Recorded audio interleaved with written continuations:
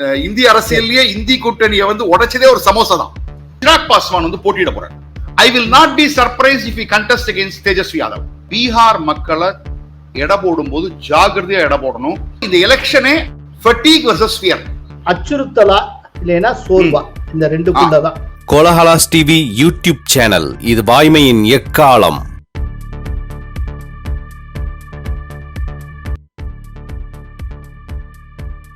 வணக்கம் நண்பர்களே. இந்தியாவின் மிகப்பெரிய மாநிலங்களில் ஒன்றான பீகாரில் இந்த ஆண்டு இறுதி வாக்கில் சட்டப்பேரவை தேர்தல் நடைபெற உள்ளது. அங்கு யாருக்கு வெற்றி, கள சூழல் என்ன, அங்கு வெற்றிக்கு தேவை என்னென்ன, இவை எல்லாம் குறித்து நாம் விவாதிக்க இருக்கிறோம். இது குறித்து அலசவும் ஆழமாக விவாதிக்கவும் விவாத அரங்கத்தில் இணைகிறார் ஜேவிசி ஸ்ரீராம், கருத்து கணிப்பு நிபுணர். இவர் இப்போ எங்க இருந்து இணைகிறார் அப்படின்னா, திருச்சி தில்லை நகரில் KN நேரு வீட்டுக்கு பின்னால் இருந்து இணைகிறார். அதையும் சேர்த்தே சொல்லியாச்சு. சோ உங்களுடைய இருப்பிடம் முழுக்க இப்ப நேயர்களுக்கு தெரியும். தெரிஞ்சிருச்சு. எஸ் ஜேவிசி, வணக்கம் சார். வணக்கம். இப்போ பீகாருடைய கள நிலை என்னவா இருக்கு? இன்னும் கிட்டத்தட்ட ஒரு 8 மாசம் இருக்குமா? 8 மாசம் இருக்காது சார். கிடையாது. ஜூலை, ஆகஸ்ட், செப்டம்பர், அக்டோபர் 4 மாசம் தான். 4 மாசம் 5 மாசம் அவ்வளவுதான். மிக நெருக்கமா இருக்கும் தேர்தல்ல. தேர்தல் சூடு பிடிச்சிருச்சு. பீகார் ஒரு காம்ப்ளெக்ஸ் ஸ்டேட். காம்ப்ளெக்ஸ் ஸ்டேட்னு சொல்லும் போது 20 வருடமாக ஜஸ்ட் ஒரு ஸ்மால் பிரேக், அவரே தானே எடுத்துக்கிட்ட ஒரு பிரேக். 2014 அப்புறம் நிதிஷ்குமார் தானே ரிசைன் பண்ணிட்டு ஜிதின் ராம் மாஞ்சிய சீஃப் மினிஸ்டர் ஆக்கினாரு. அது தவிர மற்ற எல்லா காலங்கள்லயும் 2005 அக்டோபர்ல நடந்த தேர்தல், 2005 2 தேர்தல் நடந்தது. பிப்ரவரி மாசம் ஒரு தேர்தல் நடந்தது, பிப்ரவரியோ மார்ச்சோ. அதுல ஒரு தொங்கு சட்டசபை வந்தது. அதுக்கப்புறம் திரும்பி அக்டோபர் மாதத்துல தேர்தல் நடந்து அதுல ஒரு நல்ல அருமையான வெற்றியை எடுத்தாங்க தேசிய ஜனநாயக கூட்டணி. 2010 ஒரு மாபெரும் வெற்றி. 2015 அவர் கிழமை மாறினாரு. அதாவது நம்ம நேயர்களுக்கு இதுவும் சொல்லணும், 2013 திரு நரேந்திர மோடி அவர்கள் பிரதம மந்திரி கேண்டிடேட்னு அனௌன்ஸ் பண்ண பிறகு நிதிஷ்குமார் ஒரு முக்கியமான தேசிய ஜனநாயக கூட்டணியின் அங்கம் வகித்த ஒரு பார்ட்னர் அதை எதிர்த்து வெளியேறினார். வெளியேறி 2014 தேர்தலில் படுதோல்வி அடைஞ்சார். அந்த படுதோல்வி அடைஞ்சப்ப அன்றைக்கு ரிசல்ட் வந்த அன்னைக்கு நிதிஷ்குமாரும் லாலு பிரசாத் யாதவும் போன்ல பேச ட்ரை பண்ணிருக்காங்க. அன்றைக்கே நம்ம பகையை நிறுத்திப்போம் அப்படின்னு சொல்லிட்டு. அது எனக்கு தெரிஞ்சு மே 16 வெள்ளிக்கிழமை. சனிக்கிழமை அன்னைக்கு லாலு நிதிஷோட நான் பேசுறேன் அப்படின்னு சொல்லிட்டு சனிக்கிழமை அன்னைக்கே 2 பேரும் தொடர்பு கொண்டு இப்படி நம்ம தனியா இருந்தோம்னா என்ன நடக்கும்ங்கிறது நமக்கு தெரிஞ்சிருச்சு. அதனால நம்ம ஒன்று சேர வேண்டிய நேரம் வந்துருச்சுன்னு அதுக்குதான் அந்த மகா கட்பந்தனுக்கு ஒரு விதைய மே 17, 2014 அன்றைக்கே விதைத்து விட்டார். 2015 ஒரு மாபெரும் வெற்றிய ஜனதா தள் யுனைடெட்,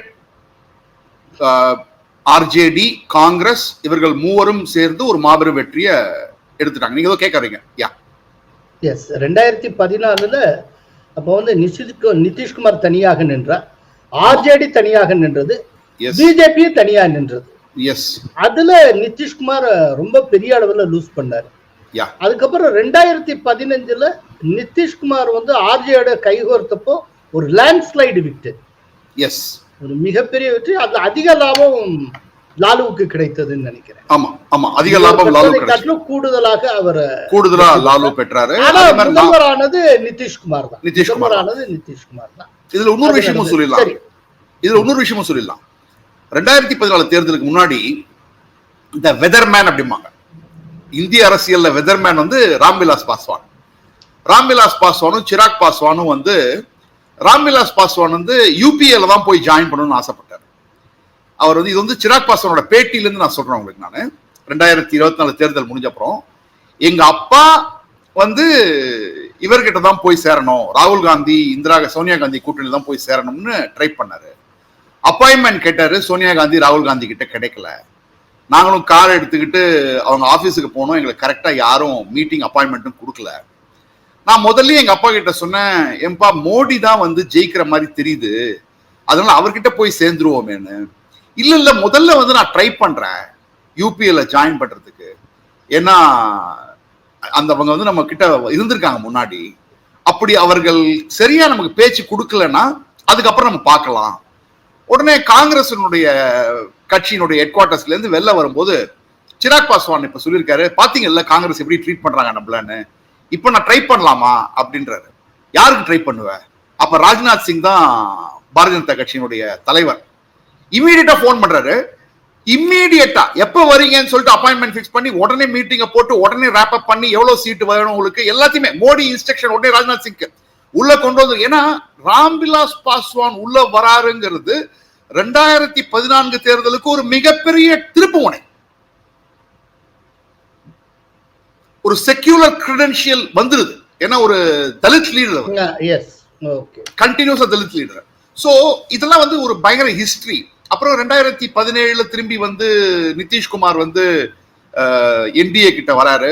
அதற்கப்புறம் 2020 தேர்தல் வந்து ஒரு பயங்கரமான சிக்கல். அங்க வந்து சிராக் பாஸ்வான் வந்து ராம்விலாஸ் பாஸ்வான் காலமாறாரு. சிராக் பாஸ்வான் வந்து நிறைய இடங்கள்ல ஜேடியுக்கு எதிர்த்தாப்புல கேண்டிடேட்டை போடுறாரு. போட்டுட்டு கணிசமா ஒரு தொகுதி தான் ஜெயிக்கிறாரு. ஆனா கணிசமான இடங்கள்ல வந்து ஜனதா தள் யுனைடெட் தோற்கக்கூடிய மார்ஜினும் எல்ஜேபி வாங்குற வாக்குகளும் ஆல்மோஸ்ட் சேம் ஆர் ஜாஸ்தி இருக்கும். அந்த மாதிரி தான் இருக்கு. அதாவது ஓட்டுகளை சிராக் பாஸ்வான் பிரித்தார். அதனால ஐக்கிய ஜனதா தளம் நிதிஷ்குமாருடைய கட்சி பல இடங்களில் தோல்வி அடைந்தது 2020. ஆனா இதுக்கு பின்னால பிஜேபி இருந்ததுங்கிற ஒரு குற்றச்சாட்டு உண்டு இல்ல? இருந்தது, அப்பயும் இருந்தது. ஆனா முதல்ல இருந்தே இதுல நீங்க பாத்தீங்கன்னா அன்றைக்கும் சரி இன்றைக்கும் சரி மோடியும் சரி அமித்ஷாவும் சரி இரண்டு பேரும் கூறக்கூடிய ஒரு விஷயம், யார் நம்பர் அதிகம் வாங்குறாங்கிறது கணக்கு கிடையாது, நிதிஷ்குமார் தான் சீஃப் மினிஸ்டர். அதை இன்னி வரைக்கும் அவங்க காப்பாத்திருக்காங்க. அந்த அந்த அந்த ஒரு பிரச்சனையில தான் அவர் திரும்பி 2022 வந்து இதுக்கு போறாரு, மகாகட்பந்தனுக்கு திரும்பி போய் ஆட்சி அமைக்கிறாரு இந்தி கூட்டணி. அப்ப இந்தி கூட்டணி வரல, அது மகாகட்பந்தன் தான் பேர், மகாகட்பந்தன் தான் சொல்றாங்க அவங்க. அதுக்கப்புறம் வந்து 2023 டிசம்பர் எலெக்ஷன் முடியுது. அதுக்கு முன்னாடியே வந்து டிசம்பர் எலெக்ஷன் சொல்றதுல வந்து சத்தீஸ்கர், மத்திய பிரதேஷ், ராஜஸ்தான் எல்லாம் முடியுது. முடியும் பொழுது இவர் எதிர்பார்க்கிறது, இதெல்லாம் வந்து நமக்கு வந்த செய்தி, நிதிஷ்குமார் எதிர்பார்க்கக்கூடிய விஷயம் என்னன்னா, நம்மள ஒரு கன்வீனர் ஆஃப் இந்தி கூட்டணி போட்டுருவாங்க அப்படின்னு நினைச்சுதான். அப்படின்னா ஆட்டோமேட்டிக்கா பிஎம் கேண்டிடேட், பிஎம் ஃபேஸாவும் வரதுக்கான வாய்ப்பு இருக்கு. பிஎம் ஃபேஸ் அனௌன்ஸ் பண்ண வேண்டாம், பட் அட்லீஸ்ட் கன்வீனரா போடலாம். அதை போட தொடர்ந்து மல்லிகார்ஜுன் கார்கேவும் ராகுல் காந்தியும் அதை வந்து வேண்டாம்னு சொன்னார். ஏன்னா அப்போ ஒரு பேச்சு அடிபட்டது. குர்மி இவருடைய சமூகத்தை சேர்ந்தவங்க பீகார்லயும் இருக்காங்க, யூபியிலும் நிறைய பேர் இருக்காங்க. இவருக்கு ஒரு ஆசை என்ன இருந்ததுன்னா, அது லலு பிரசாத்துக்கும் இருந்தது. ஏன்னா இவர் வந்து உத்தரப்பிரதேசத்துல ஒரு தொகுதியில குர்மி டாமினேட்டட் தொகுதியில நின்னார்னா, இந்திய அலையன்ஸ்ல இவர் நின்று ஜெயிச்சார்னா ஒரு பிஎம் கேண்டிடேட் வரதுக்கான வாய்ப்பு இருக்கு. அப்படி ஒருவேளை வந்தாருன்னா தேஜஸ்வி யாதவுக்கு இங்க சிஎம் பொசிஷன் இருக்கு. இதெல்லாம் அது எல்லாம் நடக்காத பட்சத்தில் தான் சமோசா பிரச்சனை வருது. ஏன்னா இந்திய அரசியல்லயே இந்தி கூட்டணியை வந்து உடைச்சதே ஒரு சமோசா தான். சமோசா வாங்கி கொடுத்திருந்தாங்கன்னா மும்பைல வந்து இந்தி கூட்டணி மீட்டிங் நடந்தது. அதுக்கு மேல என்ன நடந்தது சொல்லுங்க. அதாவது அந்த கூட்டணியில வந்து எப்போதுமே வந்து சமோசா கொடுக்குற ஒரு எம்பி தான் அவர் என்ன சொல்றாருன்னா, எப்போதும் நாங்க எல்லாம் சந்திச்சோம்னா ஒரு ஜிலேபி, சமோசா, டீ எல்லாம் கொடுப்பாங்க. இந்த வாட்டி பணம் இல்லையாங்க, சமோசா கூட கொடுக்கலங்க. சமோசா கூட கொடுக்காத மீட்டிங்ல நான் எதுக்கு உட்காரணும்? சமோசா கூட கொடுக்க முடியாத கூட்டணியில நாங்க எதுக்கு அங்கம் வகிக்கணும்? இதுதான் டர்னிங் பாயிண்ட். पहले तो मीटिंगों में चाय समोसे चलते थे, परंतु अभी इधर कांग्रेस ने खुद कह रखा है कि हमें फंड की कमी है, 138 रुपया, 1380 या 13,800 आप हमें डोनेट करें। कल की मीटिंग में चाय बिस्कुटे पर रह गई, समोसे भी नहीं आ सके। நீங்க யோசிச்சு பாருங்க சார், இப்ப வந்து போஸ்ட்மார்ட்டம் பண்ணா 2024 எலெக்ஷன்ல நிதிஷ்குமார் இந்தி கூட்டணியில் இருந்திருந்தா ஒருவேளை 240ங்கிறது இன்னும் குறைந்திருந்தால் என்ன ஆயிருக்குன்னு பாத்துக்கங்க. நீங்க ஒரு ஜிலேபி, அதாவது 2014 தேர்தலில் மோடி ஜெயிக்கும் போது எல்லா இடத்துலயும் ஜிலேபி கொடுப்பாங்களாம். அப்ப பீகார்ல இருக்கணும் சொல்லுவாங்க, மோடி ஜெயிச்சுக்கிட்டே இருக்கட்டும், எங்களுக்கு ஜிலேபி கொடுத்துக்கிட்டே இருக்கட்டும். 2024 ஒரு ஒரு சமோசானால இந்தி கூட்டணியில ஒரு பிளவு ஏற்பட்டு திரும்பி தேசிய ஜனநாயக கூட்டணிக்கு வந்து தேசிய ஜனநாயக கூட்டணி ஆட்சி நடக்குது. இதுதான் பீகார்ல வந்து ரொம்ப முக்கியமான. இதெல்லாம் வந்து பாஸ்ட். ஆமா, இப்போ கலை யதார்த்தம் எப்படி இருக்கு? அடுத்த 6 மாதத்துல என்ன நடக்கும் சார்? இப்ப நம்ம கலை யதார்த்தத்தின் போது பேசும்பொழுது பீகாரை பொறுத்த மட்டும் ஒரு முக்கியமான விஷயம் சமூகம், social engineering very very important. பீகார்ல இருக்கக்கூடிய ஜாதி கட்டமைப்பு, ஜாதி வெறியர்கள் கிடையாது, அவங்க ஜாதி வெறியர்கள் கிடையாது. அதுக்கப்புறம் ஜாதி கட்டமைப்புக்கு ஒரு முக்கிய கட்டமைப்பு ரொம்ப ரொம்ப முக்கியம். இப்ப அங்க ஓபிசி வந்து 27% இருக்காங்க. எக்ஸ்ட்ரீம்லி பேக்வர்ட் கம்யூனிட்டி, நம்ம ஊர்ல மோஸ்ட் பேக்வர்ட் கம்யூனிட்டின்னு சொல்லுவாங்க, இபிசின்னு சொல்லுவாங்க, அவங்க 36% இருக்காங்க. தலித் பிரிவினை இது அதாவது பட்டியலின சமூகத்தை சேர்ந்தவங்க 19.65% இருக்காங்க.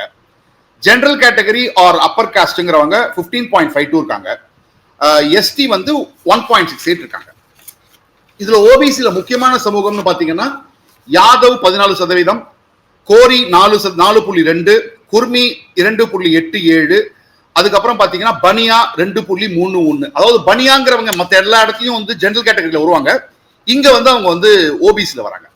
இப்ப ஆர்ஜேடியினுடைய முக்கியமான சமூக சப்போர்ட் எங்க இருந்து வருதுன்னா முஸ்லிம் பிளஸ் யாதவ்.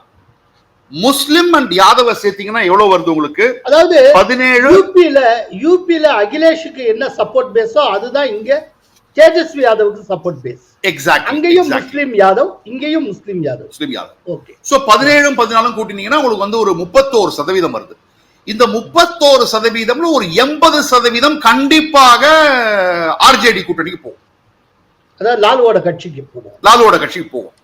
அது தவிர உங்களுக்கு இங்க வந்து எஸ்சின்னு பாத்தீங்கன்னா பட்டியலின சமூகத்தை சேர்ந்தவங்க பாத்தீங்கன்னா உங்களுக்கு வந்து சிராக் பாஸ்வான் இருக்காரு, பிளஸ் மாஞ்சி இருக்காரு.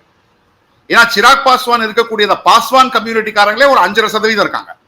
அதுக்கப்புறம் மாஞ்சியோட சமூகம் இருக்காங்க. சோ இந்த மகா தலித்னு சொல்லுவாங்க.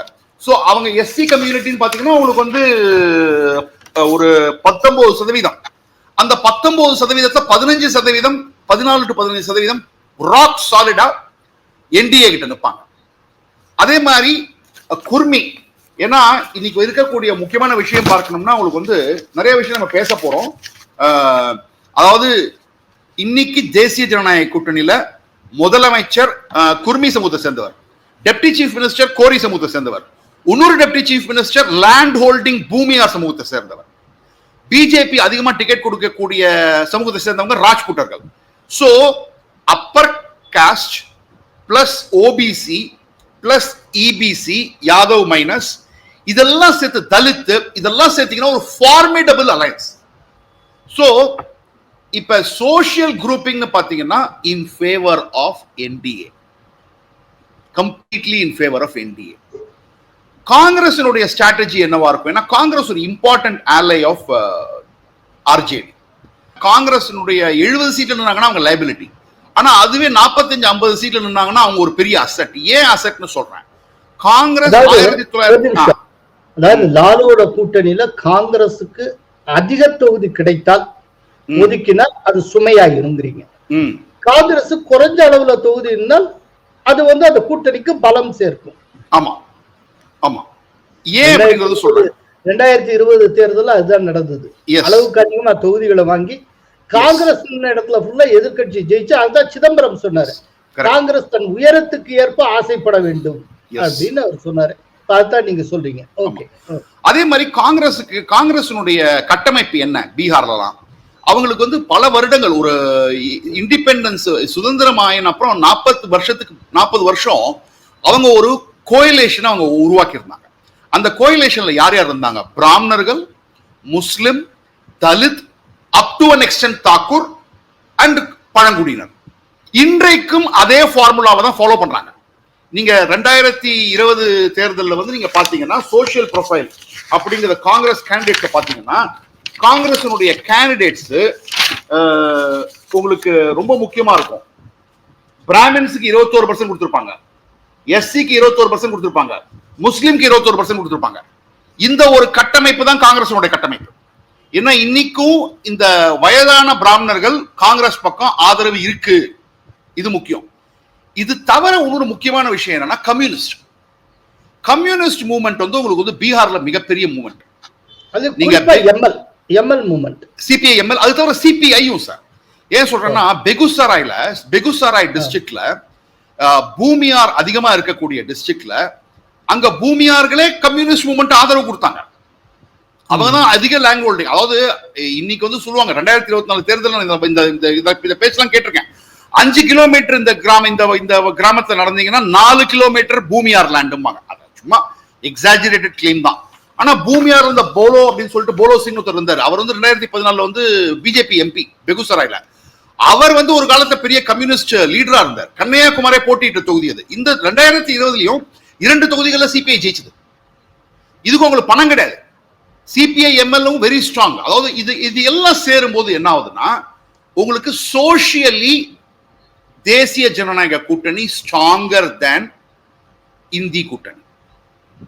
ஆனால் 20 வருடம் சிஎம்மா இருந்துட்டார் நிதிஷ்குமார்.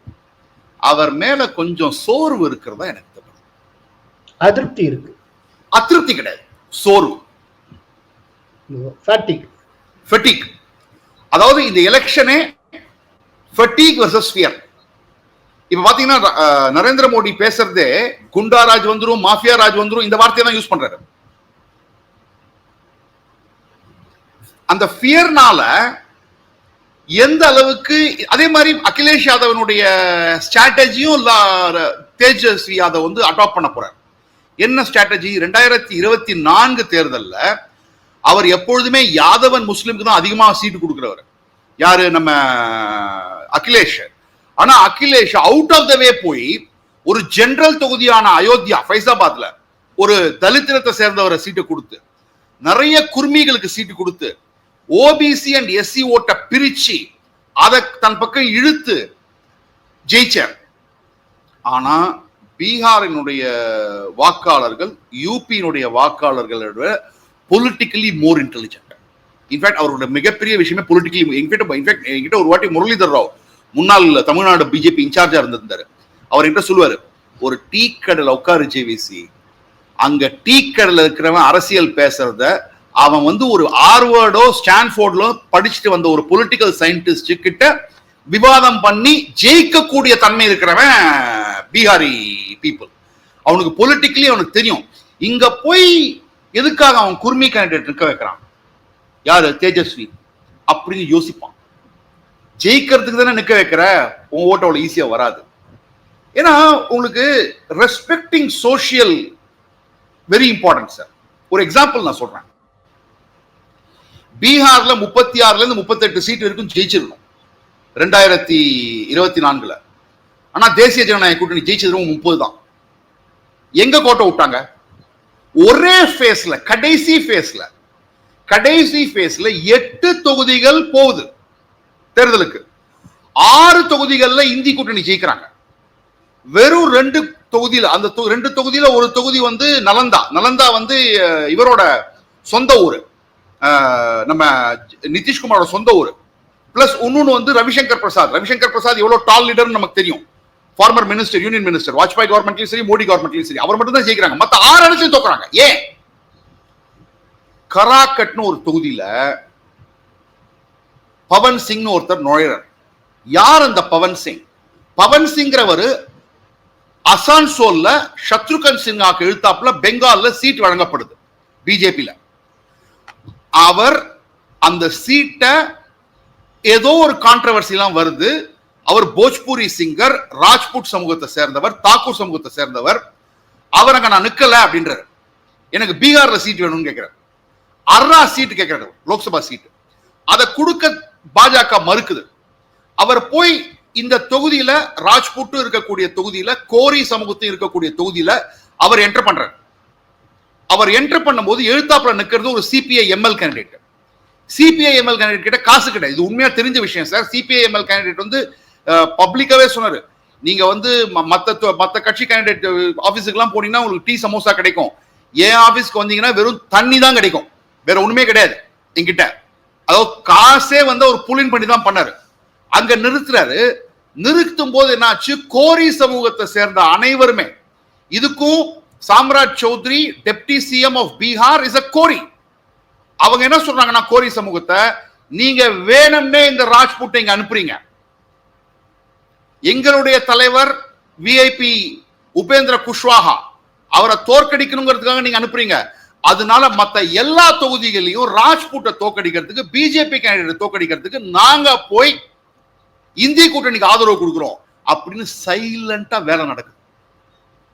6 தொகுதியில பிஜேபி கேண்டிடேட் தோக்குறாங்க. சிபிஐஎம்எல் இந்த தொகுதியில ஜெயிக்கிறாங்க. நம்பர் 2 பவன் சிங் வராரு, நம்பர் 3 உபேந்திர குஷ்வாஹா வராரு. ஆனா ஒரு முக்கியமான விஷயம், அதாவது மோடி அமித்ஷாக்கு அரசியல் சாதுரியம் எவ்வளவு நல்லா தெரியும்னா, இந்த விஷயம் முடிந்த உடனே உபேந்திர குஷ்வாஹா ராஜ்யசபாக்கு எம்பி அமைச்சிடறாங்க. ஆனா பாத்துக்குங்க, அதாவது ஜாதி சமூகம்ங்கிறது நீங்க ஒரு ஸ்மால் மிஸ்டேக் பண்ணினா கூட அது அதனுடைய விளைவுகள் பிரம்மாண்டமா இருக்கும். அதுதான் பீகார். ஓகே. ஆனா இப்போ இந்த எலெக்ஷன்ல முக்கியமான நேரேட்டிவ்னு என்ன செட் பண்ணுவாங்க என்டிஏ சைட்ல, குறிப்பா பிஜேபி எதை கொண்டு போகுது? இந்த தடவை எப்படி நிதிஷ்குமாரை தான் சிஎம் கேண்டிடேட்னு அனௌன்ஸ் பண்ணிட்டு களத்தை சந்திப்பாங்களா? என்ன நடக்க போகுது? நிதிஷ்குமார் மேல ஃபட்டிக் இருக்கு சார். ஆனாலும் நரேட்டிவ் நம்பர் 1 உங்களுக்கு குண்டாராஜ் திரும்பி வரணுமா, அதை கேட்டுதான் ஓட்டு கேட்பாங்க. குண்டாராஜ் வேணுமா சொன்ன மாதிரி, அதாவது அச்சுறுத்தலா இல்லைன்னா சோர்வா, இந்த ரெண்டுக்குள்ளதான், இந்த ரெண்டுக்குள்ள ஃபியர் ஆர் ஃபட்டிக், இந்த ரெண்டுக்குள்ளதான், இது ரெண்டுக்குள்ளதான் தேர்தல். இதுல ஒரு முக்கியமான விஷயம்னா, நான் என்ன இந்த விஷயம் நாங்க சர்வே எல்லாம் கண்டக்ட் பண்ணிட்டோம் பீகார்ல டைம்ஸ் நோவுக்காக, பட் ரிலீஸ் பண்ணல ஒன்னும். ஆனா ஒரு பார்ட் நாங்க ரிலீஸ் பண்ணிட்டோம். ஆபரேஷன் சிந்தூரை பற்றியான கேள்விகள் கேட்கும்போது நீங்களே அதை நீங்க கவர் பண்ணீங்க நினைக்கிறேன் கோலாகலாஸ் டிவில. அதுல பாத்தீங்கன்னா பீகார்ல ஆபரேஷன் சிந்தூர் பிகெஸ்ட் அச்சீவ்மெண்ட் சொல்றாங்க. ஆனா அதுக்கு ஜஸ்ட் பின்னாடி இருக்கிறது காஸ்ட் சென்சஸ். ஜாதி வாரியா கணக்குக்கு பீகாரி மக்கள் வரவேற்பு கொடுக்கிறார்கள்.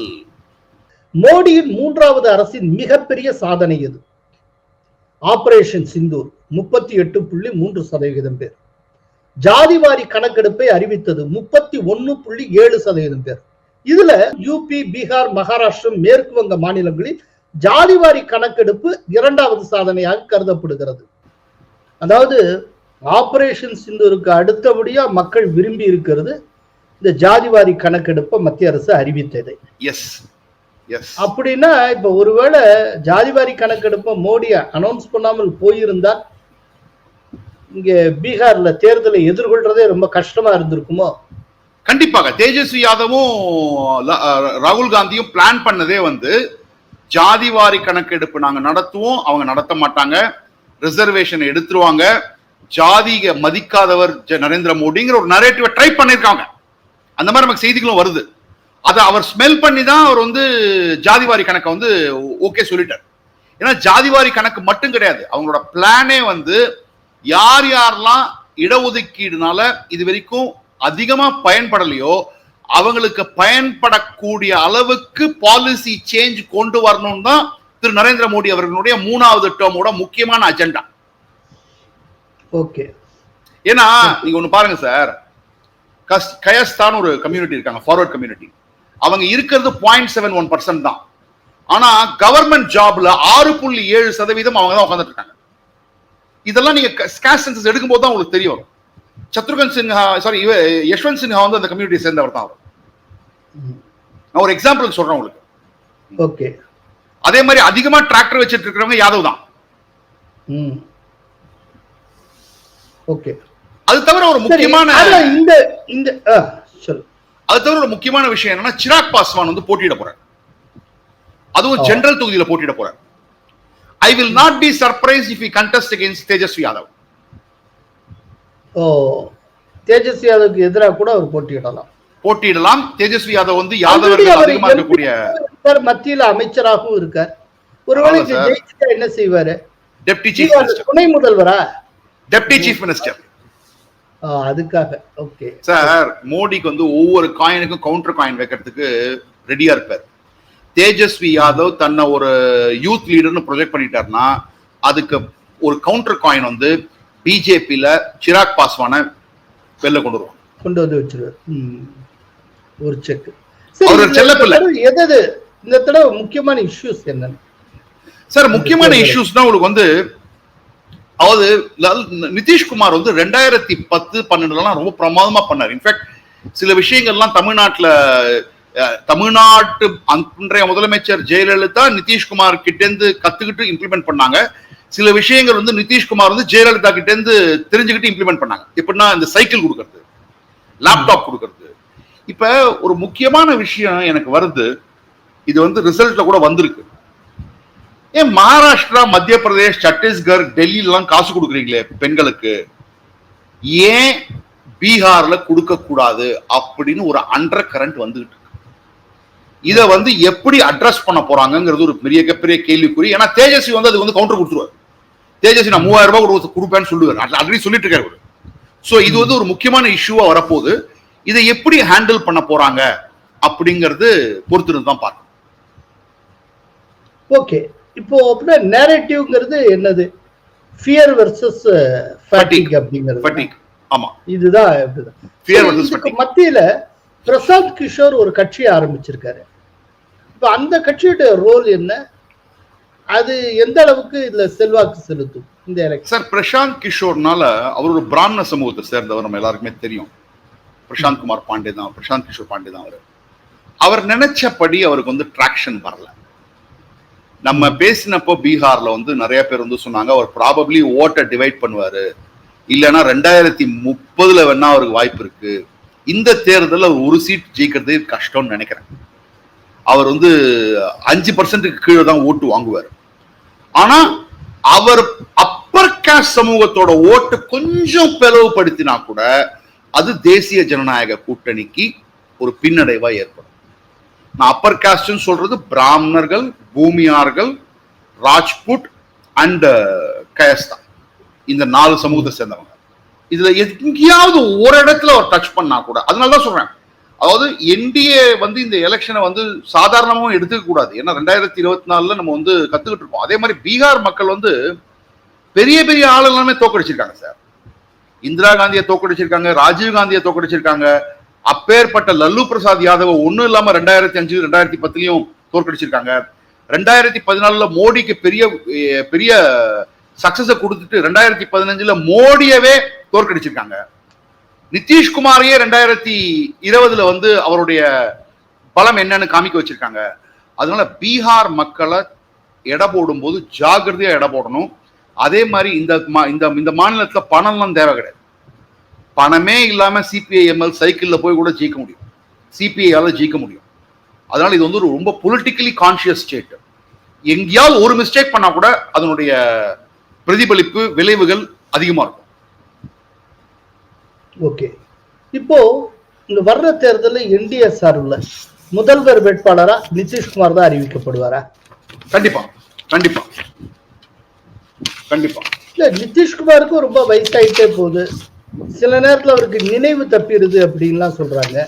அப்படி இருக்கிறப்போ அவர் தான் சிஎம் கேண்டிடேட்டா? ஆனா இதுல ஒரு விஷயம் இருக்கு, நிதிஷ்குமாருக்கு பின்னால அவர் கட்சியில யாரு பெரிய தலைவர்னு ஒண்ணுமே தெரியல. அதே போல பிஜேபி சைட்லயும் ஒரு சிஎம் ஃபேஸ்ன்னு அந்த மாநில முகம்னு ஒரு வலுவான முகம் இருக்கிற மாதிரியும் தெரியல. ஒரு சிராக் பாஸ்வான் அளவுக்கு கூட ஒரு கரிஸ்மேட்டிக் லீடர் அப்படிங்கிறது 2 கட்சியிலுமே இல்ல இல்ல இல்ல உண்மையிலேயே இல்ல. அதுதான் உண்மை. ஏன்னா சாம்ராஜ் சௌத்ரி ஓரளவுக்கு ட்ரை பண்ணாரே தவிர இல்ல அவருக்கும். அந்த சின்ஹா, விஜய் சின்ஹாக்கும் பெருசா ஒண்ணும் இல்ல. ரவிசங்கர் பிரசாத் வந்து எம்பியா தான் இருக்காரு, அவர் ஸ்டேட் பாலிடிக்ஸ்ல இன்வால்வ் ஆகல. ஏன்னா அவரும் டால் லீடர், அவர் வந்து ராஜ்புட் லீடர். ஸோ இன்னைக்கு வந்து இல்ல, உண்மையை சொல்லணும்னா இல்ல. அதாவது அதே மாதிரி நிதிஷ்குமாரோட பெரிய அட்வான்டேஜ் என்ன, என்டிஏல இருக்கும்போது அந்த அப்பர் காஸ்ட், நான் யாதவ், ஓபிசி, இபிசி, தலித் இவங்க எல்லாரையும் ஒன்றிணைந்து எடுத்துட்டு போகக்கூடிய ஒரு தலைவர்னா நிதிஷ்குமார் தான். இத பீகார் மக்களும், அதாவது நிதிஷ்குமார் வந்து ஒரு யூனிஃபையிங் ஃபேக்டர், பிஜேபியில் இருக்கும்போது, பிஜேபி கூட இருக்கும்போது ஒரு unifying factor. Okay sir, simple calculation sir. பீகார்ல இருக்கக்கூடிய ரீஜன் 1, 2, 3, 4, 5, 6 ரீஜன். திருகுட், சீமாஞ்சல், மித்தாலி, மகத், போஜ்பூர், அங்கா. இதுல 49 தொகுதிகள் திருக்கூட்ல வருது. திருக்கூட்டுங்கிறது நேபாளுக்கு ஜஸ்ட் கீழே. சில தொகுதிகள்லாம் உங்களுக்கு நேபாள்ல இருந்து நேபாள் பார்டர் கிட்டே இருக்கும். சில தொகுதிகள்லாம் இங்க வந்து பிஜேபி ஸ்வீப் பண்ணும். இந்த வாட்டி 49ல 40 அடிச்சா கூட நான் வந்து ஆச்சரியப்படுறதுக்கு இல்லை. அடுத்து சீமாஞ்சல் இருக்கக்கூடியது 24 தொகுதிகள். அந்த 24 தொகுதிகள்ல வந்து 30ல இருந்து 70% முஸ்லிம்கள் இருக்காங்க. போன 24 தொகுதிகள்ல போன வாட்டி இங்கதான் ஓஐசி 5 தொகுதி ஜெயிச்சாரு. என்டிஏ 12 தொகுதிகள் ஜெயிச்சது. என்டிஏ இந்த வாட்டியும் 12ல இருந்து 15 தொகுதிகள் ஜெயிப்பாங்கன்னு நான் நினைக்கிறேன். அதுவும் நம்புறேன் நான். மூன்றாவது எடுத்தீங்கன்னா மித்தாலில வந்து 42 தொகுதிகள் இருக்கு. சென்ற முறை 32 தொகுதிகள் தேசிய ஜனநாயக கூட்டணி ஜெயிச்சது. இந்த வாட்டி அதை விட அதிகமா ஜெயிக்கிறதுக்கான வாய்ப்புகள் இருக்கு. இப்ப வரக்கூடிய 2 பகுதிகள் பாத்தீங்கன்னா மேற்கு பீகார், சவுத் வெஸ்ட் பீகார். இங்க ஆர்ஜேடிக்கும் நல்ல இன்ஃப்ளூயன்ஸ் இருக்கு, காங்கிரஸுக்கும் ஓகே, கம்யூனிஸ்டினுடைய இன்ஃப்ளூயன்ஸ் வெரி வெரி ஹை. இங்க மொத்தமா இந்த 2 ரீஜன்லயும் சேர்த்தீங்கன்னா 105 தொகுதிகள் இருக்கு. இந்த 105 தொகுதிகள்ல சென்ற முறை என்டிஏ ஜெயிச்சது வெறும் 32.